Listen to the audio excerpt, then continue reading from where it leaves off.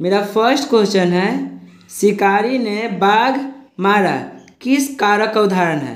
तो इसका आंसर होगा कर्म कारक, क्योंकि यहाँ पे बाघ और मारा के बीच को शब्द छिपा हुआ है। जैसे इसको हम पढ़ेंगे तो शिकारी ने बाघ को मारा, तो यहाँ पर जो है को शब्द छिपा हुआ है यहाँ पे, ठीक ना। शिकारी ने बाघ को मारा, यहाँ को शब्द छिपा हुआ है, इसलिए कर्म कारक है। क्या कि कर्ता ने कर्म को शब्द छिपा हुआ है, कर्म कारक होगा। ऑप्शन डी इसका करेक्ट आंसर होगा। 71 नंबर क्वेश्चन कर रहा है। 71 नंबर क्वेश्चन आपसे, कहानीकार सुजाता का असली नाम क्या है? तो कहानीकार सुजाता का असली नाम एस रंगराजन है, एस रंगराजन। ऑप्शन बी इसका करेक्ट आंसर होगा, एस रंगराजन। 72 नंबर क्वेश्चन कर रहा है, पपाती कहाँ लेटी हुई थी? पपाती कहाँ लेटी हुई थी?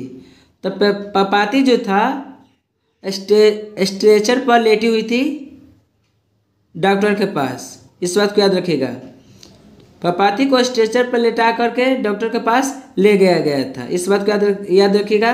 पपाती कहाँ पर लेटी हुई थी? स्ट्रेचर पर।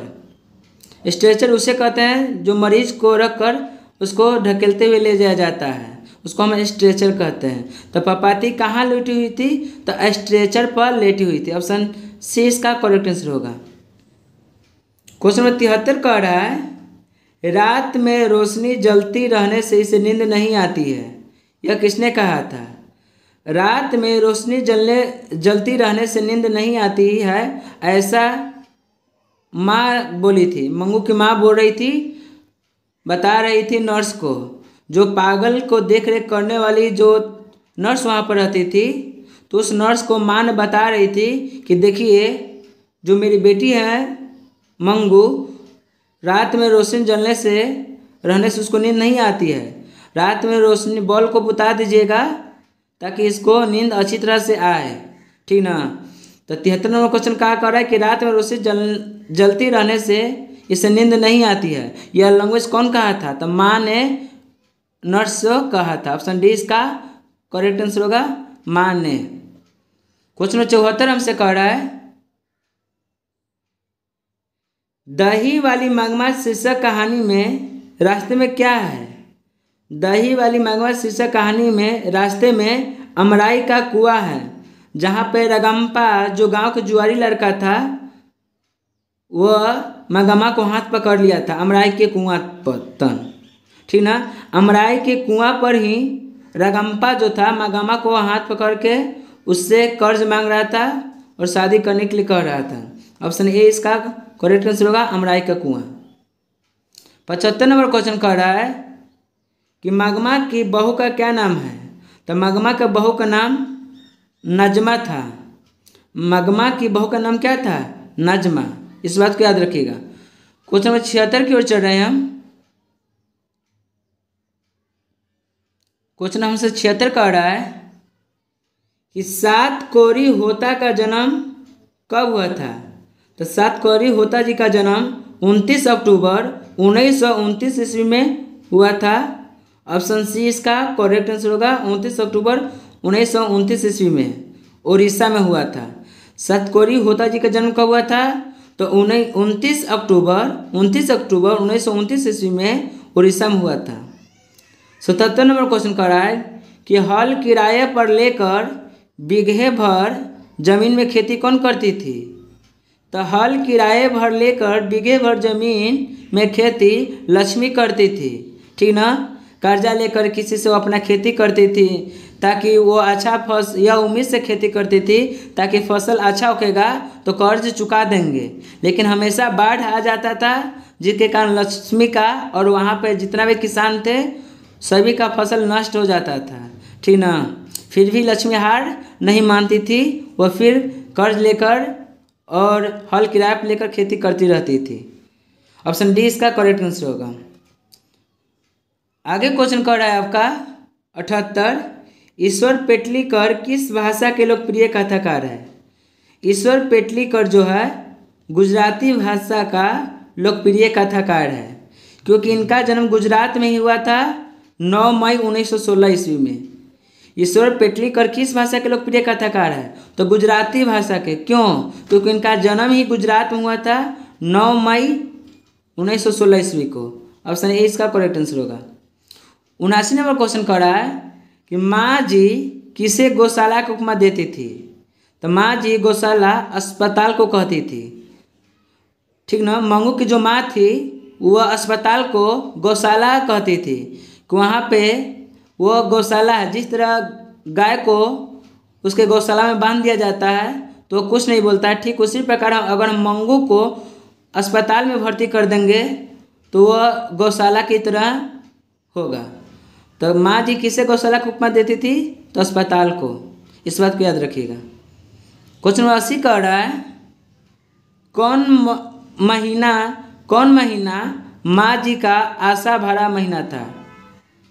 कौन महीना माँ जी का आशा भरा महीना था? तो अगहन का महीना माँ जी का आशा भरा दिन था। अगहन के महीना में एक ज्योतिष बोला था कि आने वाला अगहन महीना में मंगू ठीक हो जाएगी, पूरी तरह से ठीक हो जाएगी। मतलब कहने का अर्थ है कि एक ज्योतिष जी ने मंगू की माँ से बोला था कि आने वाला अगहन महीना में मंगू पूरी तरह से ठीक हो जाएगी, जिसके कारण अगहन महीना माँ के लिए आराध्या देव बन गया था। वह आशा भरा महीना था अगहन महीना, क्योंकि उस महीना में मंगू ठीक हो जाती। बट अगहन महीना में ठीक नहीं होता है, बल्कि एक और गांव के लड़की पागल हो जाती है। पढ़ने वाली कुसुम नाम की लड़की पागल हो जाती है। इस बात को याद रखिएगा। 81 नंबर क्वेश्चन देखते हैं। बाबा साहेब भीमराव अम्बेडकर का जन्म किस राज्य में हुआ है? बाबा साहेब भीमराव अम्बेडकर का जन्म किस राज्य में हुआ था?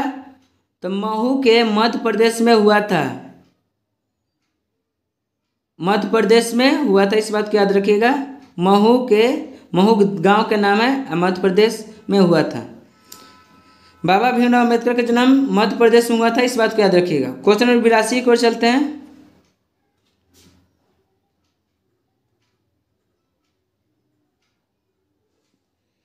क्वेश्चन नंबर 82 हमसे कह रहा है मैक्स मुलर ने कितने वर्ष की अवस्था में लिपजिंग विश्वविद्यालय में संस्कृत का अध्ययन प्रारंभ किया? मैक्स मुलर ने कितने वर्ष की अवस्था में लिपजिंग विश्वविद्यालय में संस्कृत का अध्ययन प्रारंभ किया?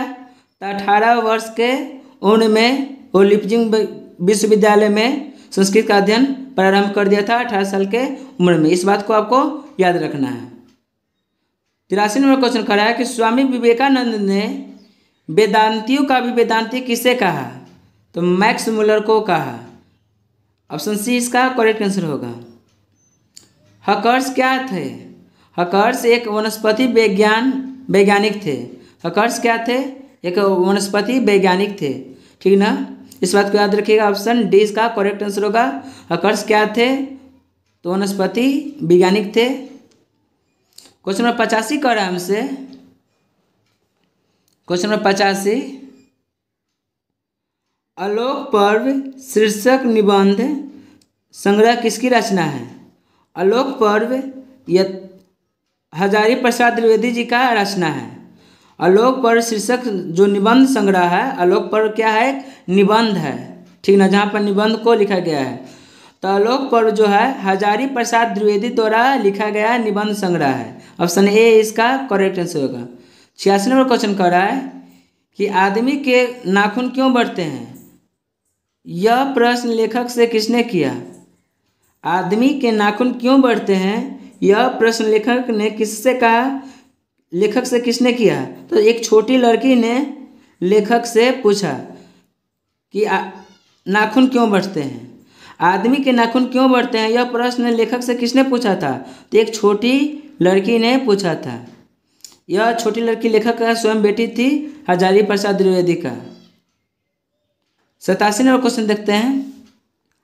सहजात वृत्ति किनका नाम है?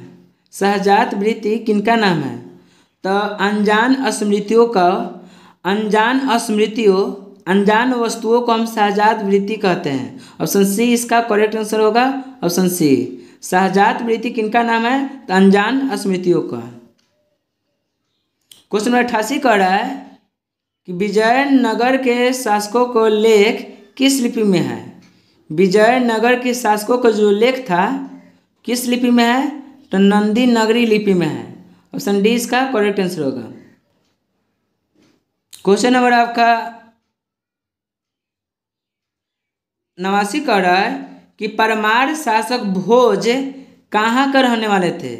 परमार शासक भोज धारा नगरी के रहने वाले थे। ऑप्शन ए करेक्ट आंसर होगा। बहादुर कितने वर्ष का था? बहादुर 12 या 13 वर्ष का था। ऑप्शन बी इसका करेक्ट आंसर होगा। क्वेश्चन नंबर 91 कह रहा है कि उपकार शब्द कौन लिंग है?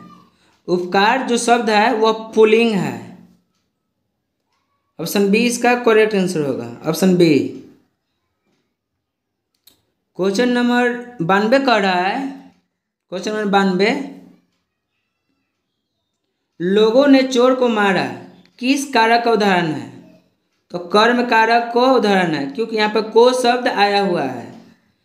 चोर को मारा तो कर्ता ने कर्म को, कर्म कारक है, कर्ता ने कर्म को, इसमें कर्म कारक का चिन्ह आया है, इसलिए कर्म कारक यह होगा। लोगों ने चोर को मारा किस कारक का उदाहरण है? तो कर्म कारक, कर्म कारक का। ऑप्शन सी करेक्ट आंसर होगा। 93 नंबर क्वेश्चन कर रहा है, 93 नंबर हमसे क्वेश्चन कर रहा है,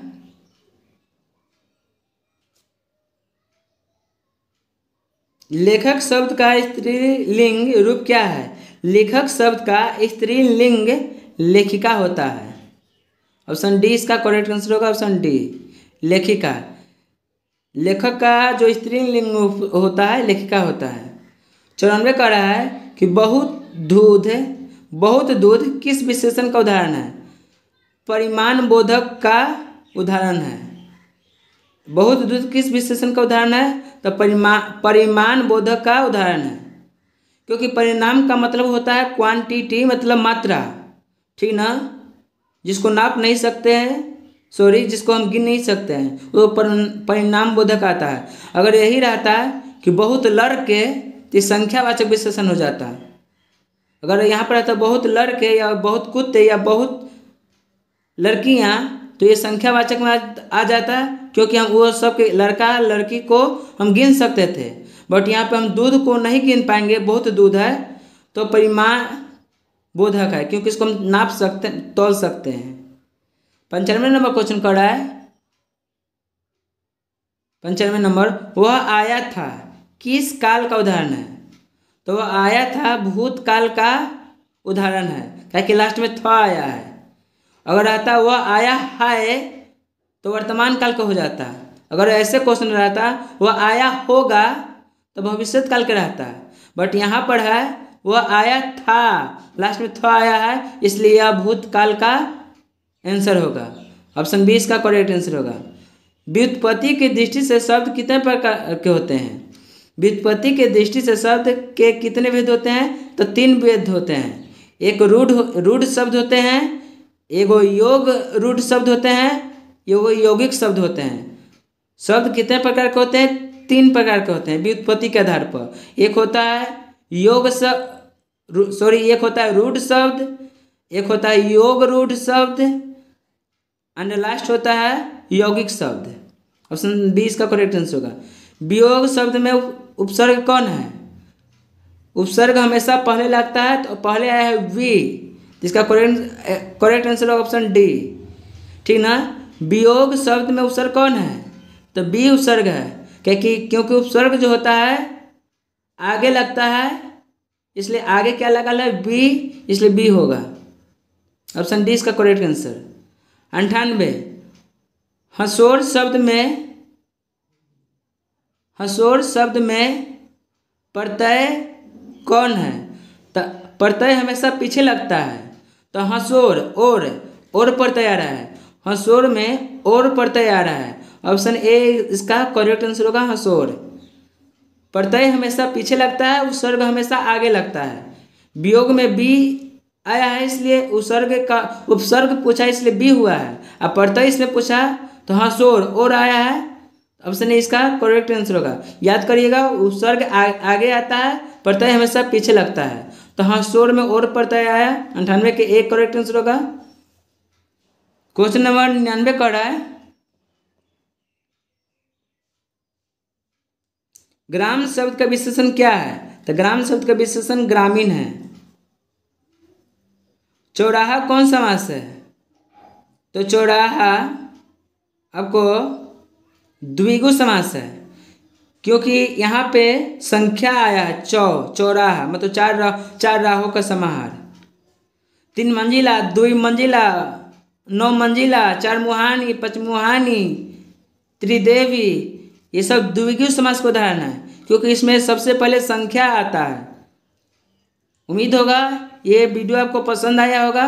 आपको ऐसे ही वीडियो चाहिए तो इस चैनल को सब्सक्राइब कर लीजिए और बेल आइकन को दबा करके नोटिफिकेशन को ऑन कर लीजिए, ताकि यह जब भी हम वीडियो आपके पास डालें वीडियो का नोटिफिकेशन आपके पास पहुंच जाए। Thank you for watching my video. जय हिंद दोस्तों।